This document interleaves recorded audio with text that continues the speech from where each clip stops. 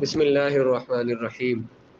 مسئلہ یہ چل رہا تھا کہ لفظ کا حقیقی معنی یا مجازی معنی دونوں میں سے ایک معنی مراد لیتے ہیں، دونوں معنی بیک وقت مراد نہیں ہو سکتے۔ اس پر ایک اعتراض ہوا تھا کہ آپ تو مراد لیتے ہیں، تو ہم نے کیا کہا تھا کہ لفظ کا جیسے لفظ کی مثال دی تھی کہ وہاں اس کا حقیقی معنی اور مجازی معنی دونوں مراد نہیں لیے جاتے، بلکہ عموم مشترک کا معنی مراد لیا جاتا ہے۔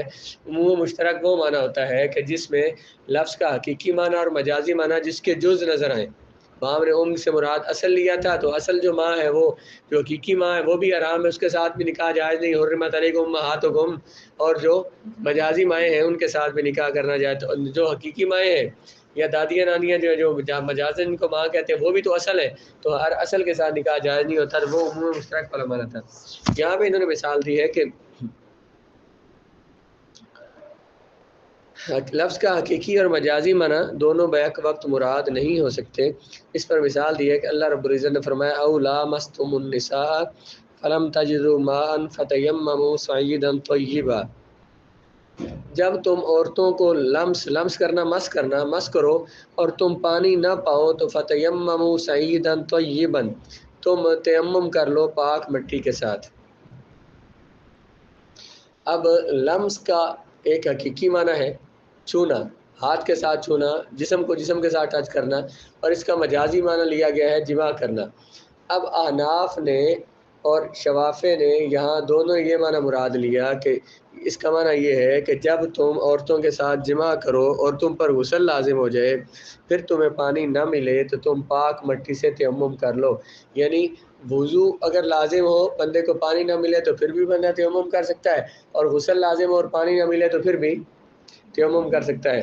اس بات پر تو سارے متفق ہیں کہ لمس کا معنی اگر جمع لیا جائے تو پھر تو عورتوں کو ان کے ساتھ تم جمع کرو اور تمہیں پانی نہ ملے تو پاک مٹی سے تیمم کرو۔ لیکن شوافی نے یہاں یہ بھی فرمایا ہے کہ لمس سے مراد چھونا بھی ہے۔ اگر کسی نے کسی عورت کو چھو لیا تو اس پر غسل لازم ہو گیا اور پانی نہیں ملا اسے تو وہ تیمم کرے۔ احناف یہ کہتے ہیں کہ یہاں پر دونوں معنی مراد نہیں ہو سکتے، لمس کا حقیقی معنی صرف چھونا ہے اور مجازی معنی جمع کرنا ہے۔ تو آپ کہیں کہ کسی سے جمع کرنے سے بھی غسل لازم ہو جائے گا اور کسی کو عورت کو چھونے سے بھی غسل لازم ہو جائے گا، دونوں معنی یہاں مراد لیں گے لمس کے، تو حقیقت اور مجاز کا جمع کرنا لازم آئے گا جو جائز نہیں ہوتا۔ قانون کیا تھا؟ حقیقت اور مجاز کو جمع نہیں کر سکتے۔ تو لامستم النساء کے دو معنی، لمس کا حقیقی معنی چھونا ہے اور مجازی معنی جمع کرنا ہے۔ تو اگر دونوں معنی مراد لیں گے اور دونوں معنی مراد لے کر یہ کہیں گے کہ صرف چھونے سے بھی غسل لازم ہو جائے گا اور غسل اور جمع سے بھی غسل لازم ہو جائے گا، تو کیا اس سے لازم ہوگا بھلا؟ حقیقت اور مجاز کو جمع کرنا لازم آئے گا کہ لفظ کے دونوں معنی مراد لے رہے ہیں، حقیقی معنی بھی، اور اس لیے ہم یہ کہتے ہیں کہ جب ہم نے اس کا مجازی معنی مراد لے لیا جمع والا معنی، تو اب حقیقی معنی اس کا مراد نہیں ہوگا کہ صرف کسی عورت کو چھونے سے بندے پر غسل لازم نہیں ہو جائے گا۔ اس میں ملامست کا حقیقی معنی عورتوں کو ہاتھ سے چھونا ہے، مگر یہ معنی یہاں مراد نہیں ہے، کیونکہ احناف کے نزدیک عورت کو چھونے سے وضو نہیں ٹوٹتا۔ اس سے مجازی معنی یعنی جمع مراد ہوگا، جیسے کہ عبداللہ بن عباس رضی اللہ تعالیٰ عنہ نے فرمایا کہ جب لامستم النساء، لامستم سے مجازی معنی مراد ہے تو اب حقیقی معنی کا اعتبار نہیں ہوگا۔ جب اس سے مجازی معنی مراد ہے تو حقیقی معنی مراد نہیں ہوگا۔ لیکن امام شافعی کے نزدیک عورت کو چھونے سے بھی وضو ٹوٹ جاتا ہے۔ احناف یہ فرماتے ہیں کہ اگر ایک آیت سے دو معنی مراد لیے، میں نے غسل کی بات کی، ہاں وضو کی بات ہے کہ چھونے سے بھی وضو لازم ہو جاتا ہے۔ احناف یہ فرماتے ہیں کہ اگر ایک آیت سے دو معنی مراد لیے جا سکتے ہوں تو پھر ایسا معنی مراد لینا چاہیے جس کی وجہ سے آیت میں تخصیص نہ کرنی پڑے، اور جمع کا معنی مراد لینے کی صورت میں کوئی تخصیص نہیں کرنی پڑتی، کیونکہ جس عورت سے بھی جمع کرے گا غسل لازم ہو جائے گا اور پانی نہ پانے کی صورت میں اسے تیمم کرنا ہوگا۔ لیکن مس بالید، ہاتھ کے ساتھ اس کو بالید نہیں پڑھنا، مسن بالیدی، ہاتھ کے ساتھ مسح کرنے کا معنی مراد لینے کی صورت میں تخصیص کرنا پڑے گی۔ وہ کیسے بلا؟ دیکھیں نا، جب ہم نے کہا کہ چھونے سے وضو لازم ہو جائے گا، اب وہاں پہ کیا کہیں گے؟ کسی محرم عورت کو کسی نے سلام کیا، کسی سے ملا، اس پہ وضو لازم ہو جائے گا؟ ایسا تو کوئی بھی نہیں کہتا۔ جب ایسا کوئی نہیں کہتا تو اگر ہم اس کا یہ معنی مراد لیں کہ عورت کو چھونے سے وضو لازم ہو جائے گا، تو پھر ہمیں یہ بھی ساتھ کہنا پڑے گا کہ پھر ہمیں کچھ عورتوں کی تخصیص کرنی پڑے گی۔ نہیں، اس سے غیر محرم عورتیں مراد ہے، محرم مراد نہیں ہے، ان کی ہمیں تخصیص کرنی پڑے گی۔ اگر ہم اس کا حقیقی معنی مراد لیتے ہیں کہ صرف ہاتھ چھونے سے غسل لازم ہو جائے گا، وضو لازم ہو جائے گا، تو پھر ہمیں کچھ عورتوں کی تخصیص کرنی پڑے گی. جو محرم ہے، محرم کو چھونا تو جائز ہے، تو اس میں ہمیں تخصیص کرنی پڑے گی. اگر ان کو چھونا ناجائز، اگر ان کو چھونے سے وضو لازم ہو جاتا تو پھر ان کو چھونا بھی جائز نہ ہوتا، انہیں ملنا بھی جائز نہ ہوتا.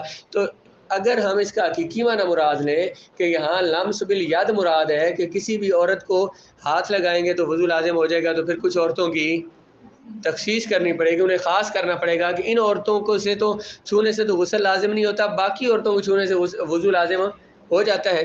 تو اس لیے یہ حقیقی معنی مراد نہیں لیں گے.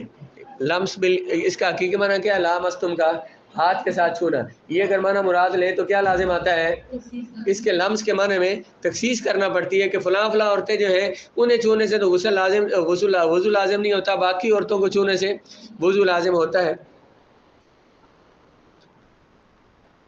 کیونکہ لیکن مس بالید کا معنی مراد لینے کی صورت میں تخصیص کرنا پڑے گی. مثلا اپنی محرم یا اپنی محرم عورت کو، یا کوئی ایسی چھوٹی لڑکی ہے جو غیر مشتاج، جس پر شہوت نہیں آتی، اس کو ہاتھ لگانے کی صورت میں امام شافعی کے نزدیک بھی وضو نہیں ٹوٹتا. امام شافعی کے نزدیک بھی ان کو چھونے سے وضو نہیں ٹوٹتا. نیز امام شافعی کے نزدیک اگر ہاتھ کی ہتھیلی سے چھوئے تو وضو ٹوٹ جاتا ہے، اگر ہاتھ کی پشت وغیرہ سے چھوئے تو وضو نہیں ٹوٹتا. اس لیے اگر یہ معنی مراد لیں گے تو بہت سی صورتوں میں تخصیص کرنا پڑے گی. کیا تخصیص کرنا پڑے گی؟ محرم عورتوں کو چھونے سے ان کو الگ کرنا پڑے گا، ان سے وضو لازم نہیں ہوتا. کسی چھوٹی بچی کو چھونے سے وضو لازم نہیں ہوتا. ہاتھ کی ہتھیلی سے چھوئیں تو وضو لازم ہوتا ہے، وہ ہاتھ کی پشت سے چھوئیں تو وضو لازم نہیں ہوتا. ان کو تخصیص تو کرنا پڑے گی، اتنے لمبے مسئلے میں پڑھنا پڑے گا. اس لیے ہم حقیقی معنی یہاں مراد ہی نہیں لیتے. کوئی بھی عورت ہے، چاہے محرم ہے غیر محرم، مرد اس کو چھوئے گا تو اس پر وضو لازم نہیں ہوگا. یہ جو اس کا حقیقی معنی چھونے کا یہاں مراد ہی نہیں ہے، بلکہ مجازی معنی مراد ہے، اور وہ جماع کا معنی ہے. وہ کسی سے گناہ کرے گا تو پھر بھی غسل لازم ہوگا، بیوی سے جماع کرے گا تو پھر بھی وضو اور غسل لازم ہوگا، اور وہ نہیں ملا پانی تو پھر کیا کرنا پڑے گا؟ تیمم کرنا پڑے گا. امام شافعی کے نزدیک اگر ہاتھ کی ہتھیلی سے چھوئے تو وضو ٹوٹتا ہے، ہاتھ کی پشت وغیرہ سے چھوئے تو نہیں ٹوٹتا. اس لیے اس معنی سے چونکہ بہت سی صورتوں میں یہ معنی اگر مراد لے، کون سا؟ حقیقی معنی، تو بہت سی صورتوں میں تخصیص کرنا پڑتی ہے. لہٰذا وہ معنی مراد لینا اولا ہے جس میں تخصیص نہ کرنی پڑے. وہ معنی مراد لینا زیادہ بہتر ہے جس میں، اور وہ مجازی معنی ہے اور وہ جمع ہے. جب مجازی معنی مراد لے لیا گیا تو حقیقی معنی کا اعتبار ساکت ہو گیا، مطلب حقیقی معنی مراد نہیں لیں گے، کیونکہ حقیقت اور مجاز بیک وقت ایک حالت میں ایک لفظ سے مراد نہیں لیے جا سکتے.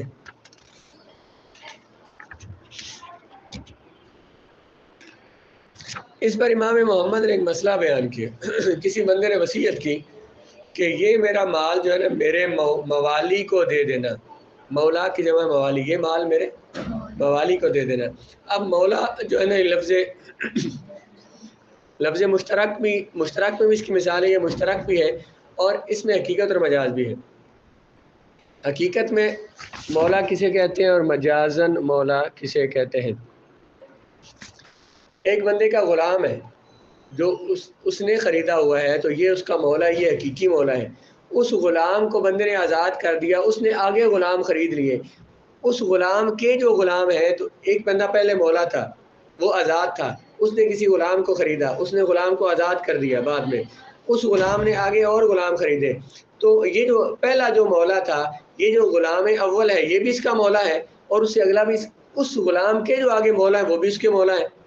یہ کتاب فقہ میں آپ پڑھیں گے کہ اگر ان کو غلاموں کو آزاد کرنے سے ان کی یہ جو غلام ہے، دوسرے نمبر والا غلام ثانی جو ہے، اگر یہ فوت ہو جائے، اس کی وراثت اس کے مولا کو ملنی ہے، وہ جو غلام اول تھا اس کو ملنی ہے. اگر وہ نہیں ہے تو پھر اس غلام کی وراثت مولا اول کی طرف چلی جائے گی. اب یہ جو مولا تھا، غلام جو اس کا غلام تھا جو اس نے خرید کے آزاد کیا تھا، وہ بھی اس کا مولا ہے، اور اس سے نیچے والا بھی اس کا مولا ہے. لیکن وہ جو غلام جس کو اس مولا نے آزاد کیا تھا وہ اس کا حقیقی مولا ہے، اور وہ جو اس کے اگلے غلام ہے وہ اس مالک اول کے مولا، وہ اس کے مجازی غلام ہے، وہ اس کے مجازن، وہ بھی اس کے. تو حقیقت میں اس کا مولا کون ہوا؟ مولا کا لفظ غلام پہ بولا جاتا ہے، آقا کے لیے بولا جاتا ہے، لیکن یہاں غلاموں کے لیے بول رہے ہیں. تو جو جن کو اس نے آزاد کیا وہ اس کے کیا ہیں؟ حقیقی مولا. انہوں نے جن کو آزاد کیا وہ اس کے کیا ہیں؟ مجازی مولا. اب بندے نے وصیت کی کہ میرا یہ غلام میرے موالی کو دے دینا، جمع کا سیگا اس نے بولا ہے. اب ایک اس کے حقیقی مولا ہیں جن کو اس نے آزاد کیا ہے، ایک اس کے مجازی مولا ہیں جو اس کے آزاد کیے ہوئے غلاموں نے آزاد کیے ہیں. تو ان دونوں میں سے ان دونوں طرح کے غلاموں کو اس کی وصیت جاری نہیں ہوگی. بھئی جو اس کے حقیقی غلام ہیں جو اس نے آزاد کیے تھے انہیں بھی اس کی وصیت کا مال دیا جائے، اور جو ان کے آگے آزاد کیے ہوئے غلام ہیں انہیں بھی دیا جائے. کیونکہ اگر دونوں طرح کے موالی کو اس کا مال دیں گے، کون سے مولا؟ مولا اول جو ہے جو اس کے حقیقی مولا ہے، اور مولا ثانی جو ہے وہ اس کے مجازی مولا ہے. اگر ان دونوں کو مال دیں گے اس کی وصیت کا تو حقیقت اور مجاز کو جمع کرنا لازم آئے گا. اس لیے جو اس کے حقیقی مولا ہے انہیں مال دیں گے، اور اس کے جو مجازی مولا ہے ان کو مال نہیں دیں گے. بات سمجھ آ گئی؟ امام محمد نے فرمایا اذا اوصى لموالیہ، اگر بندے نے وصیت کیا اپنے موالی کے لیے، مولا کی جمع موالی کے لیے، اور اس کے مختلف موالی ہیں، آتاکہم جن کو اس نے آزاد کیا ہے، والی موالی ہی موالن، اور جو اس کے جو موالی تھے جن کو اس نے آزاد کیا ان کے آگے پھر آگے موالی ہے، آتاکہم جن کو انہوں نے آزاد کیا تھا، کان الوصیۃ لموالیہ، یہ وصیت کس کو دی جائے گی؟ اس کے جو حقیقی موالی ہیں ان کو، دون موالی اس کے موالی جو انہیں یہ وصیت جاری نہیں ہوگی، کیونکہ اس طرح حقیقت اور مجاز کو جمع کرنا لازم آئے گا. تو لفظ کا یا حقیقی معنی مراد لے سکتے ہیں یا مجازی معنی مراد لے سکتے ہیں.